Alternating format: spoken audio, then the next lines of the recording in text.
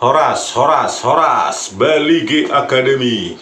Ya, kita akan bahas lagi tentang KM 50 ya. Sangat menarik ya untuk mendesak Menteri HAM ini, Notorious Pigai, dan pemerintahan Prabowo untuk membuka kembali ini karena banyak sekali kejanggalan ya. Terutama ini ya, mantan Dirkrimum Polda Metro Jaya ya, Kombes Tubagus Ade Hidayat ini ya.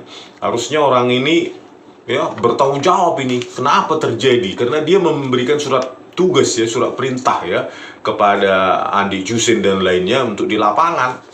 Harusnya kan jejak digital, intensitas komunikasi, isi komunikasi Kombes Tubagus Ade Hidayat ini harusnya diperiksa, diekstraksi ya, isi HP-nya dan perangkat digital lainnya ya, seperti laptop atau iPad dan lainnya harus diperiksa harusnya, tapi tidak dilakukan ya, untuk memeriksa keterlibatan bagaimana orang ini Tubagus Ade Hidayat ini dalam pembantaian 6 laskar FPI ini, tetapi tidak diperiksa dan dijadikan bahan pertimbangan, bahan perdebatan di persidangan gitu ya.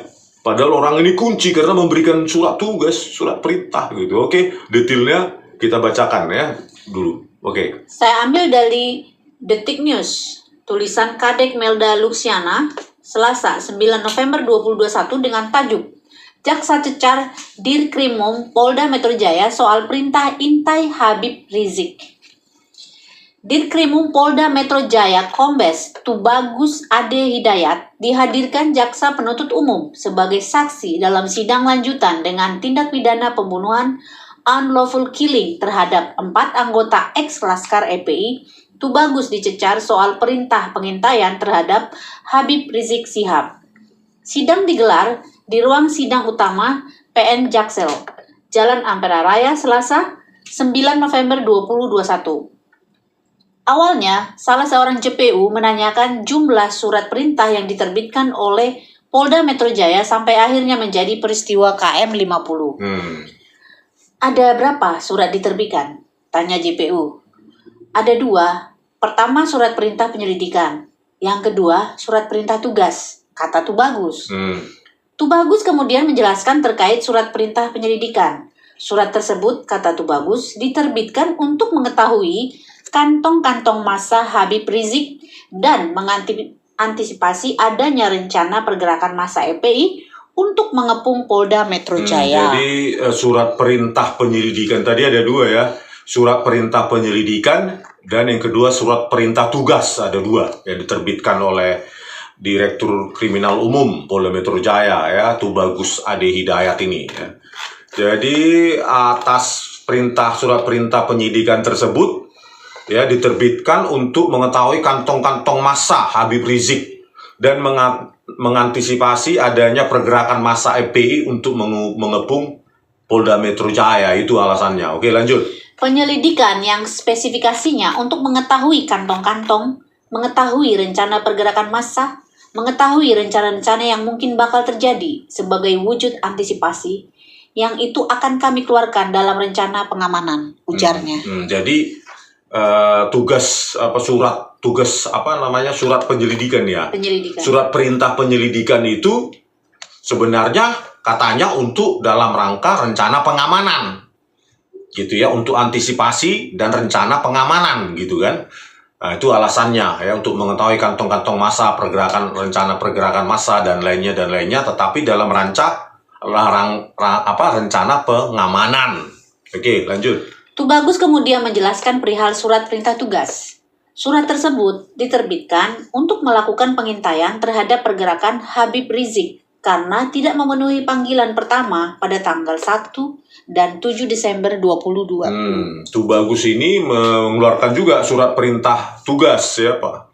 Jadi bukan tadi surat perintah penyelidikan, sekarang surat perintah tugas untuk melakukan pengintaian terhadap pergerakan Habib Rizik karena tidak memenuhi panggilan pertama pada tanggal 1 dan 7 Desember 2020. Oke. Yang kedua, dalam rangka menyiapkan surat perintah membawa, kami sebagai direktur, kalau misalnya kami menyampaikan surat panggilan pertama tidak datang, kemudian panggilan kedua tidak datang, Apakah kami harus berhenti hanya karena itu?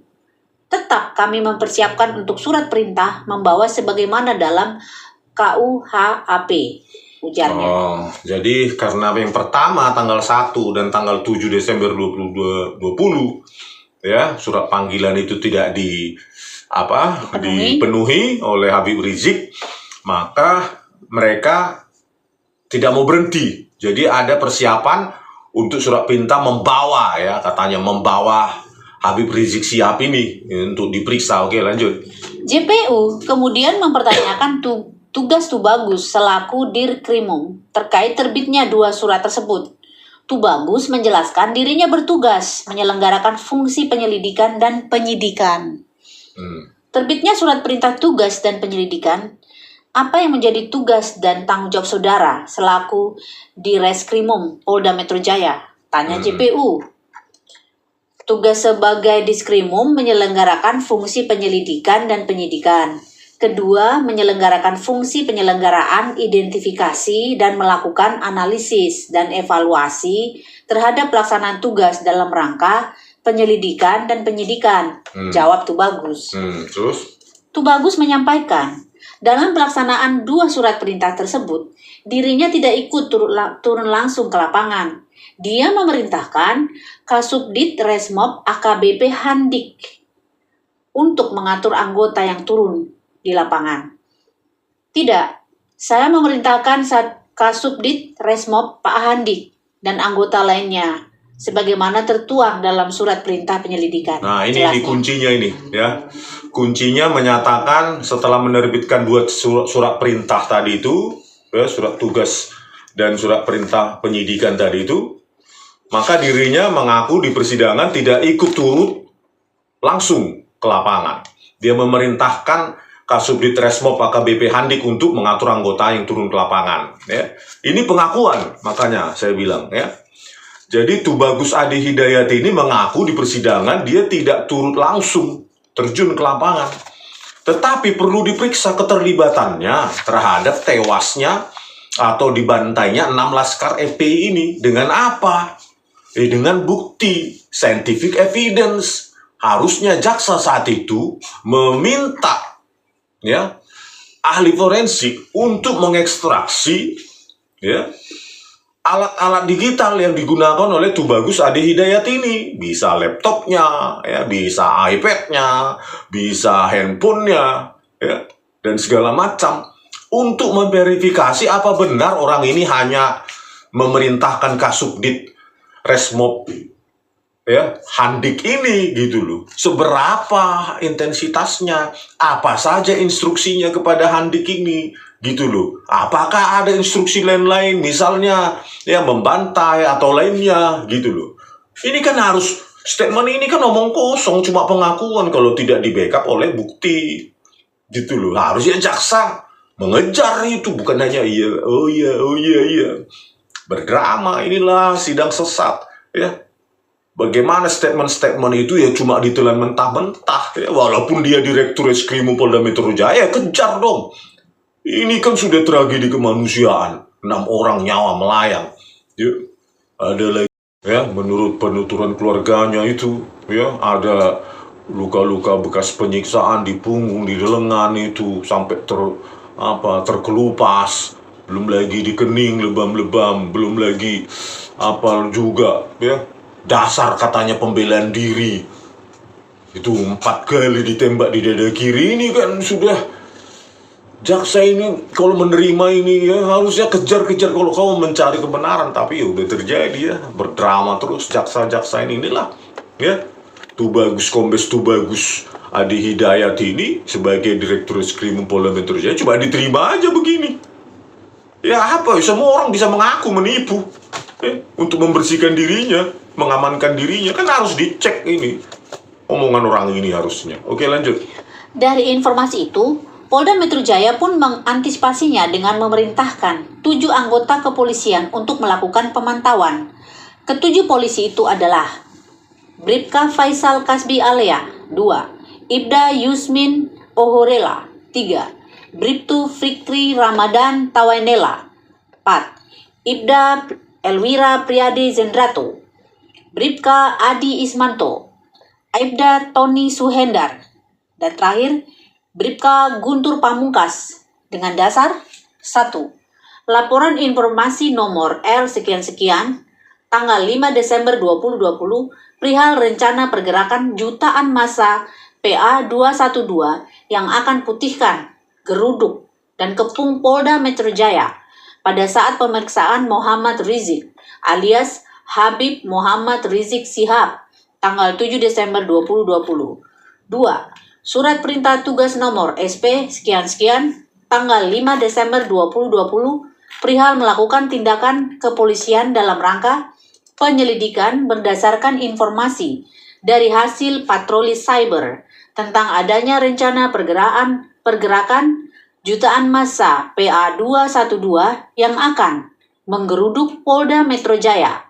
Dalam menanggapi surat panggilan kedua dari penyidik Polda Metro Jaya kepada Muhammad Rizik alias Habib Muhammad Rizik Sihab. 3.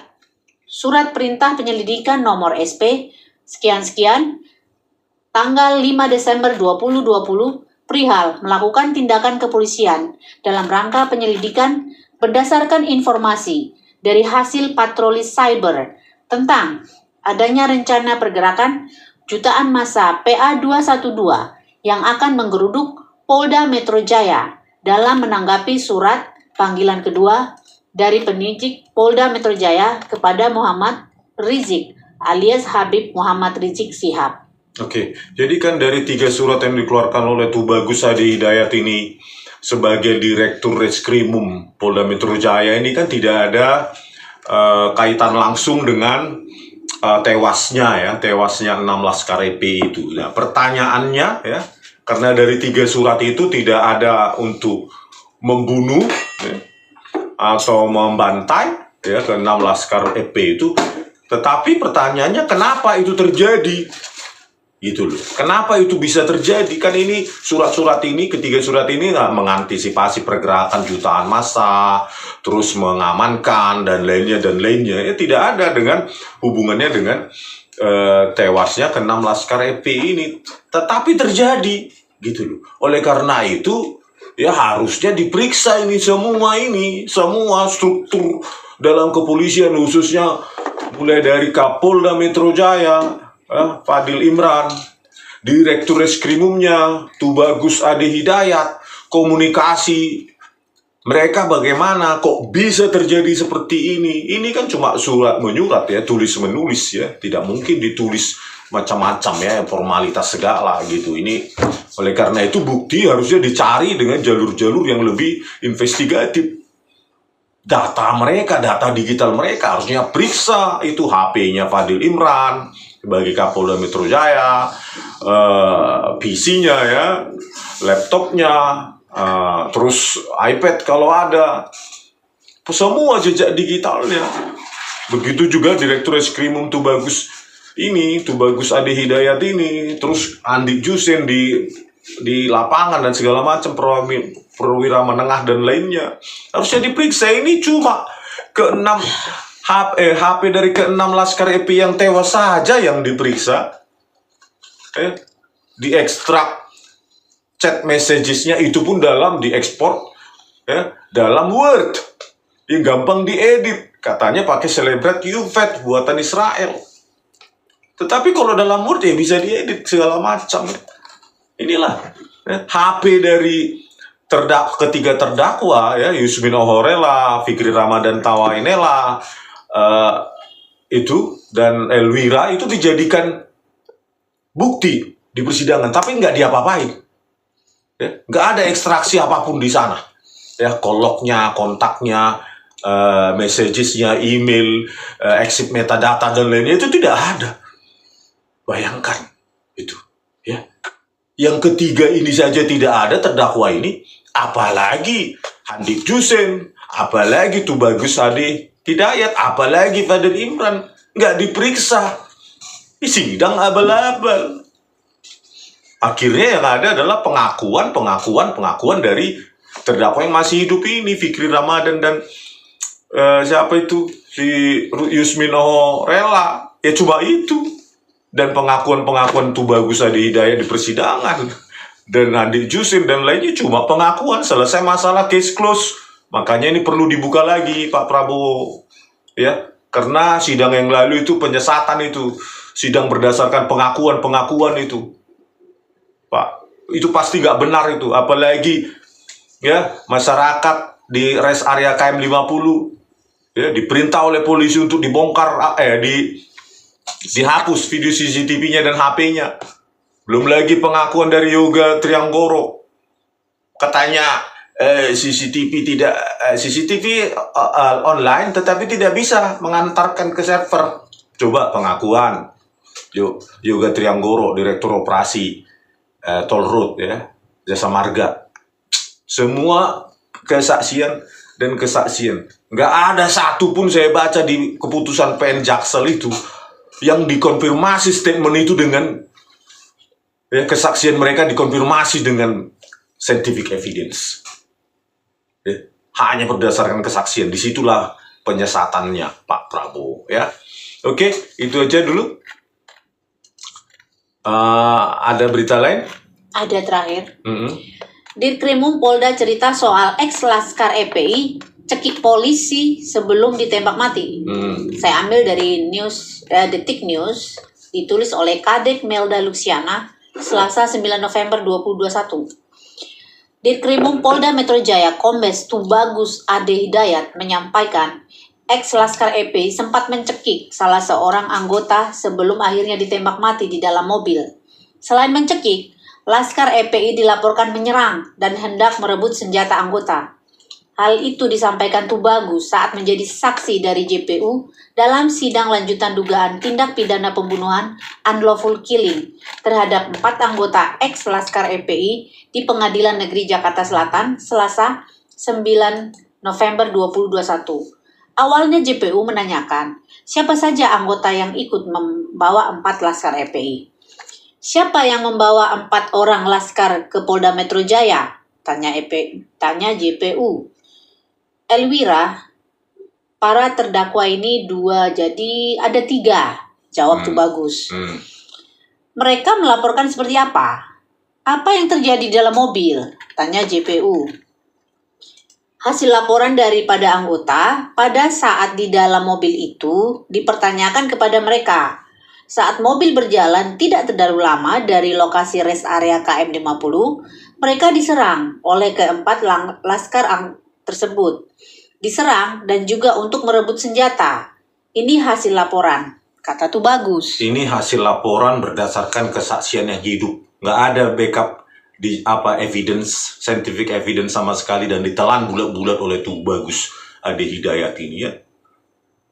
Hasil laporan kesaksian, hanya kesaksian. Oke, lanjut. Kemudian secara spontan mereka mengambil langkah untuk mengamankan daripada senjata tersebut. Kemudian mereka melakukan tembakan ke arah anggota Laskar dan akibatnya meninggal dunia. Itu yang dilaporkan anggota, lanjut Tubagus. JPU kemudian menanyakan proses penyerangan yang dilakukan Laskar EPI terhadap anggota Polri saat berada di dalam mobil. Tubagus kemudian menjawab berdasarkan hasil laporan yang diterimanya. Laskar mencekik anggota dan berupaya merebut senjata salah seorang anggota. Penyerangan yang dilakukan Laskar seperti apa? Tanya JPU. Hasil laporan, anggota dicekik, kemudian berupaya diambil senjata yang dimiliki. Ucap Tubagus. Yang mau diambil senjatanya siapa? Tanya JPU lagi. Saudara Fikri, sebut Tubagus. Nah itulah ya, jadi nanti kita bahas posisi-posisi dari ketiga terdakwa polisi ini dan keempat Laskar EPI yang dibawa dari rest area kembali ke Polda Metro Jaya, rest area KM 50 di dalam sebuah mobil Xenia Daihatsu Xenia ya. Banyak hal yang konyol juga terjanggal di situ yang diterima saja bulat-bulat oleh Direktur Reskrimum Polda Metro Jaya saat itu, yaitu Tubagus Ade Hidayat. Bagaimana lah mungkin misalnya ini ya Elwira Jendrato ini yang katanya sudah tewas kecelakaan motor Scoopy ya berada di posisi sebelah kiri depan dari supir ya, dari supir, ya, bisa menembak 4 kali persis di dada kiri, ya, dari salah satu tersangka, ya, Lutfi Hakim kalau nggak salah, yang berada di belakang, pintu belakang. Padahal dia sebelah kiri, di depan, dan Yusmin Orela drivernya di Xenia itu katanya. Gitu. Bayangkan Firky Ramadan di depan, bisa menembak persis dari kiri, mobil sedang berjalan 3 kali persis dada kiri. Itulah, dan itu ditelan mentah-mentah oleh Tubagus Ade Hidayat dan para jaksa dan para hakim. Betapa sesatnya itu, ya, peradilan main-main itu. Oke, sekian dulu, nanti kita bahas hal-hal lainnya, ya, untuk mendesak Presiden Prabowo untuk membuka ini, ya, menyidangkan lagi dalam sidang peradilan HAM berat, agar tidak terulang lagi, terjadi lagi kejadian serupa di Republik yang kita cintai bersama ini. Horas!